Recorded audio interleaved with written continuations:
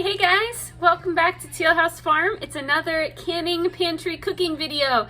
Sam just texted that he's on his way back from his shift at the hospital, and we've had a super busy day today. So my plan for tonight was just to whip something up from the canning pantry. I'm going to take you all along for the ride.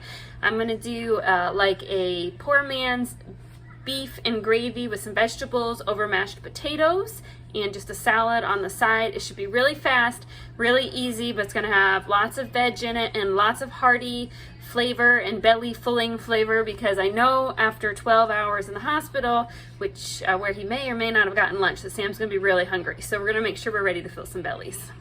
First, we need to go shopping. Pretty simple. I'm going to use, this is ground beef. We're not going to use this whole quart. I'm going to use maybe a pint's worth today and use the other half for tacos tomorrow. So we'll just open this, and we're going to add some mushrooms.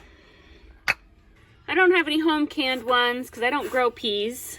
So some peas. I don't grow peas because I find that the amount of space you need to grow enough peas to be worth canning, it takes up your whole garden. That's my message on peas. So we're going to do a quart's worth of potatoes. So that's 2 pints. We're going to hide some zucchini in there because it really just tastes like whatever you cook it in. And we need some beef broth. Okay, there's our canning lineup. For things that are not canned, we're going to need a little bit of cornstarch, some salt and pepper, garlic, and a little bit of milk and butter for the mashed potatoes. Obviously the salad is also not from the canning pantry, but I always have salad greens on hand. We eat salads a lot, and during a lot of the year we grow salads, even in the greenhouse or in the garden in the summer, so there's always kind of salads. And I am going to throw some of our homegrown sprouts that I use to both feed the chickens and ourselves on it as well. If you're curious about how to do sprouts at home for super cheap, this is all from the Dollar Tree. I'll link that video below. It's actually titled a chicken feed video because we feed these to the chickens, but they're people edible too. Okay, we're gonna go ahead and get started. This is really simple food. Okay, let's get started. We need our cast iron pot here. Of course, you could use whatever pot you have, but I always like the cast iron. We're gonna open up our ground beef and we're gonna scrape some out in here. I'm probably gonna use, maybe 1.5 cups. We'll leave the rest in there for some tacos. You wanna make sure you get some of that fat off the side. I know that sounds gross, but that fat is what's going to help us make a nice flavorful roux to make the gravy nice and thick, so you need some of the fat. Once we get that in there, we're going to add about 2 cloves worth of minced garlic. You could also mince it yourself if you want to. I'm feeling lazy today. And I've decided I'm going to add some onions. I know I didn't pull those out before, so bait and switch on you. But I drain them and dump in those onions. Since I've canned onions, I have used them so much, so I will definitely be canning more here really soon. We are going to let that get warm, and we're going to go ahead and start our potatoes. So we have a pot. We're going to open the jars. I'm not going to drain them. I'm just leaving the liquid in. All we have to do is warm them up to mash them. So we're going to use 2 pints to make a quart's worth of potatoes. And I feel like it needs a little bit more liquid. So I'm going to add just a touch of this beef broth just to make sure the liquid goes over the top of the potatoes in the pan.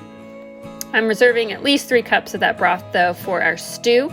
Add a little salt to both pots and some pepper, and just let everything simmer nicely. We're going to open up the zucchini, drain it. We're going to chop it roughly. Same thing with the mushrooms to get these ready for our stew, and we're going to set that aside for just a minute. Our stew is looking nice and hot, at least the base of it is, so let's add the rest of the things we need.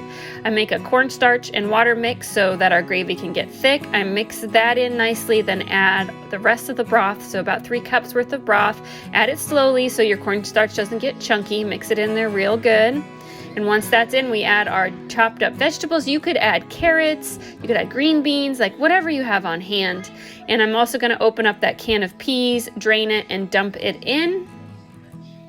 And give it a good mix now that everything is in the pot. And just going to let it simmer for a while to get nice and thick and get those flavors all melded together.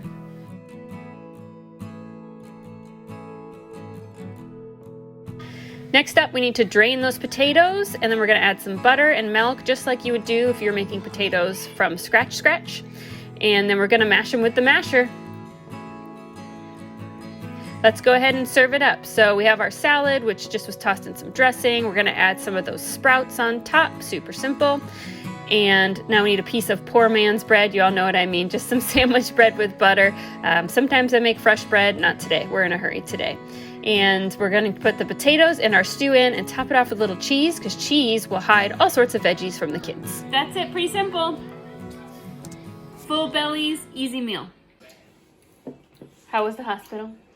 It was a hospital. Are you hungry? I am starving and I'm exhausted. All right. I'm excited to eat this hearty meal. We're going to go eat some dinner. Say bye, Goobs. Bye.